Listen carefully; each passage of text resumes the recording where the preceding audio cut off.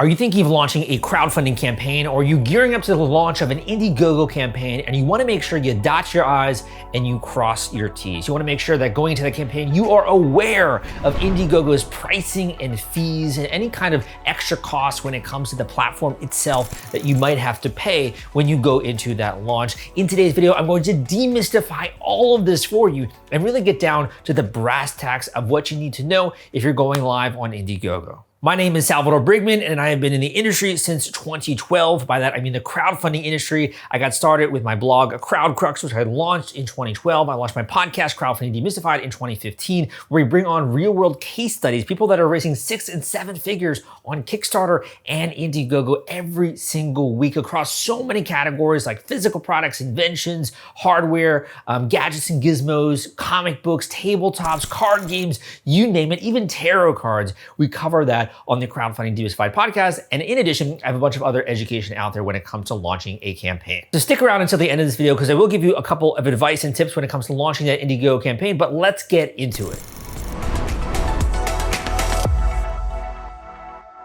First of all, if you have notes, make sure to write this down. There are 2 types of funding on Indiegogo. It's always a little bit confusing when it comes to this, but there's really 2 major types. One is going to be what's called keep what you raise, and the other is all or nothing. So keep what you raise is what's known as flexible funding on Indiegogo. And it's really just based in the name there. If you have a $10,000 goal, you only raise $5,000 on Indiegogo, you can keep the amount which you've raised, and that can be deposited into your bank account. So again, it's called flexible funding. You have another type, which is called fixed funding, which again is a little bit confusing. Fixed funding is very similar to Kickstarter, which is Indiegogo's competitor, which is if you have a $10,000 goal, you gotta hit or exceed that amount in order to keep the funds which have been raised, and we call that all or nothing crowdfunding. So there's 2 different types of raising money on Indiegogo, and what you should know is that the fees that you're gonna pay are different a little bit, and that's because if you go with the all or nothing model, let's just say you don't hit your goal, what's gonna end up happening is all of the funds are actually returned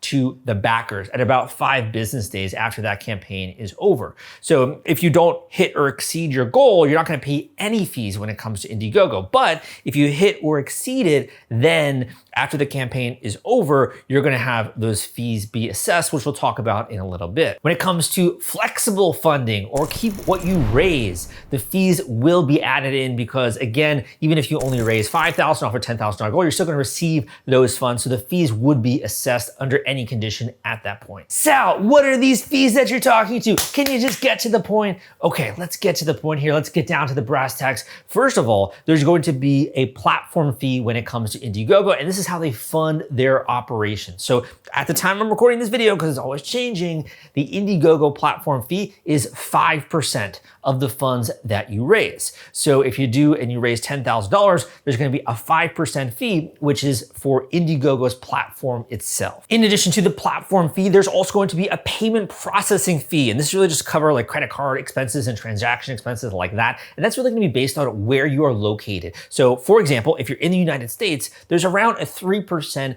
credit card or transaction processing fee plus 20 cents per transaction. Now you want to go and look at the table on Indiegogo.com and look at the exact pricing. Based on where you are, there's going to be a little bit of difference when it comes to the actual payment processing fee. Now, I got a lot of coaching students who come to me and they're like, Sal, I followed your advice in your book, The Kickstarter Launch Formula. I followed your advice in your free programs, your free courses, and I smashed my goal when it comes to Indiegogo, but I want to extend the sale. I want to go into Indiegogo in demand. So this is another fee that you should be aware of. If you're going from Indiegogo.com, running a campaign there, and you go into what's called Indiegogo in demand, which is kind of like the post crowdfunding phase where you're extending maybe the sale that you were running during your Indiegogo campaign, you're going to be paying a 5% fee going into Indiegogo in demand on those transactions that come in. However, if you went from, let's just say Kickstarter, their competitor's website, or another crowdfunding platform, and then ported that over to Indiegogo in demand and decide to run an Indiegogo in demand campaign there, you would actually be paying a 8% fee when it comes to that. So you're actually going to be paying a little bit of a higher percentage platform fee to Indiegogo when you're going into in demand if you didn't originally run your campaign on Indiegogo. One other thing, and I do have to put an asterisk on this that I don't think it's very clear on their website. So if you're working at Indiegogo.com or you know someone who is, make sure they clarify this really on their website. And this is kind of one of those things where we're all part of the crowdfunding ecosystem. And I love to help creators and campaigns and talk with backers as well to understand their motivations. We're all a part of an ecosystem here and we have to help each other out. So when it comes to this, Indiegogo is also going to charge a 15% fee on any funds in Indiegogo In Demand, which have been driven through their platform channels. So I do think that's a very vague statement, and I tried to read that verbatim, right? But you can go and look on the website. It's around a 15% fee when it comes to that. So if they're driving traffic to your in-demand campaign and it's coming from their channels, they're gonna charge you a fee on top of that. Now you might be like, well, Sal, that's kind of confusing. That's kind of hurting my brain. So are you maybe paying a 5% fee or 8% fee or a 15% fee, or how does that work in Indiegogo In Demand? This is basically a total fee. So we're talking about 15% total as a platform fee that you would be paying to Indiegogo, again, from the funds that are driven from their marketplace. So if we're just talking like the bare bones of launching an Indiegogo campaign, then those are really the major fees which you're going to be paying in terms of the platform, depending on the type of funding which you have, where your campaign originates in, and also the transaction fees when it comes to credit card processing, and also based on where you are located. Want to take all the stress out of fulfilling your Kickstarter rewards? Fulfillrite is the turnkey solution that puts product delivery on autopilot. The Top Campaigns uses trusted high-tech provider to store, package, and ship their products. Focus on growing your business. Leave shipping to the experts. Don't wait. Get a custom quote from Fulfillrite today. Link in the description. That being said, because there's always those kind of hidden fees that we don't talk about, and I want to make this more, transparent for you. If you're going into a campaign, if you want to crush it, if you want to be successful, you got to know the road ahead. If you're going and trying to climb a trail, climb a mountaintop, if you don't know the road ahead, if you don't know where the trail is going, it can be quite confusing. And in some cases, you might make the wrong turn and you lead down this other path and have to double back to be able to get to where you want to go. So that's really my mission within this industry, is to share education, tips, and advice just like this. And if you want to learn more about that, first of all, I got a great book out there called The Kickstarter Launch Formula. And I have a whole chapter specifically designed for Indiegogo.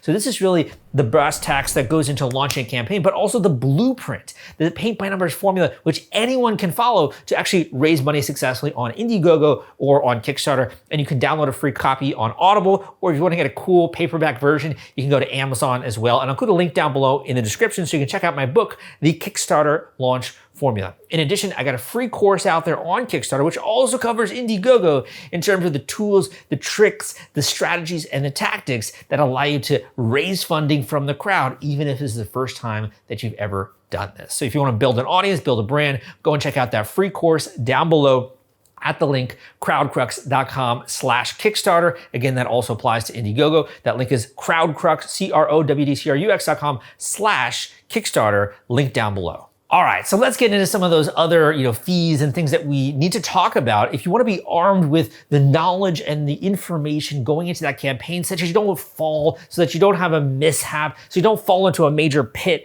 right, and have to relaunch your campaign. The first one that you should be aware of is the actual Indiegogo campaign video. So this is going to vary from category to category. We've had people on my podcast who have not done videos on their Indiegogo campaign, and yet they crushed it when it came to their actual launch. So it doesn't mean that just because you don't have a video, you can't be successful, but a video is going to make it so that people more easily are going to understand what your campaign and what your project is about. So I'd say video is one additional cost. Another would be the campaign page. And I do think that if you wanted to, you could spend the time to make a great campaign page, all of the copy, all of the creative, really thinking through the layout, the UX, the UI. A lot of the times when we're working with an inventor, either for myself as a coaching student, or we've had other people as well write in, they're like, Sal, I love the nuts and bolts of creating a new product, but I don't want to do the whole design of the campaign page. So in some cases, that might be an additional cost if you're deciding to actually build out a professionally designed campaign page. And the third one that I think most people should be aware of, and there's kind of like a fourth one as well, but I'll say the third most important one would be the marketing. So marketing is either a time-based expense or a budget expense. So by time-based, I mean, you could spend time to build up an audience. I had a great person on my podcast who actually spent a couple of months building up an audience on a short form video content platform like TikTok or Instagram Reels, right? And they actually used this to build up an email list to then launch the campaign, and it did super well. So go and listen to some of those podcast episodes that I got out there. But what I would say is that you need to think about the marketing.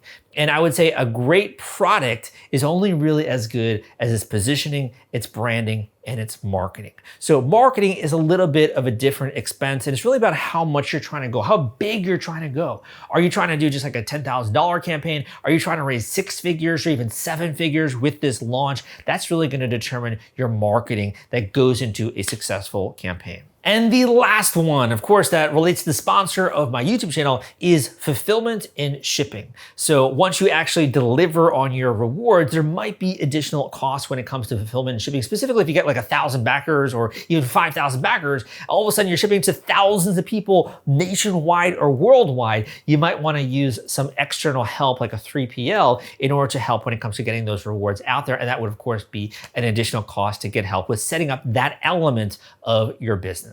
So I hope that this really cut through the fluff and just answered that question for you so you can go out there and you can launch your campaign with more confidence, but you still feel like there's a couple question marks in your mind. If there's just that feeling like, I don't know what I don't know. And maybe in climbing this mountain, yes, you are strong enough. Yes, you have the endurance. And I know you can go out there and you can kill it, but maybe it'll just be a little bit more helpful to have a guide. Someone who's already paved a trail, someone who already knows the way and can just kind of be your Sherpa, right? Leading you up this mountain and doing a lot of the heavy lifting when it comes to that. If that sounds like something that you would value, go down below and learn more about my individual one-on-one coaching call option, because you can use that link down below at crowdcrux.com/coaching to book an individual one-on-one intensive coaching call with me. If you're going to do anything big in life, if you're going to go out there and you're going to buy a new business or buy a real estate property, you're probably going to have experts in their field that are helping you with that process. If you have something you don't understand, like a medical malady, you're going to go and you're going to see a doctor.